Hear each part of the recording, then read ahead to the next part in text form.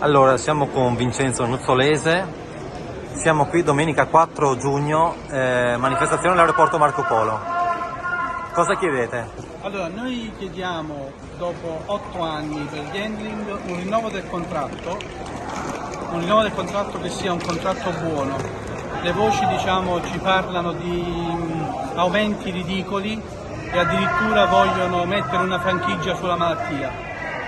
Noi invece chiediamo un aumento salariale che arrivi a compensare l'aumento del costo della vita, chiediamo degli arretrati in linea con quello che abbiamo perso in 8 anni e chiediamo inoltre che venga ritirata questa disposizione sulla malattia.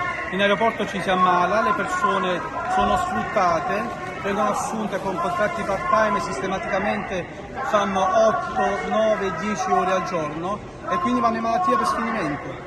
Quindi noi chiediamo, sicuramente adesso il primo obiettivo nostro è quello di avere un contratto degno di questo nome, però ci siamo proposti nell'aeroporto di Venezia di andare a scoperchiare tutti quei problemi che si sono creati negli anni di silenzio sindacale e di portarli in evidenza ai lavoratori e uniti vogliamo risolverli. Quanti siete?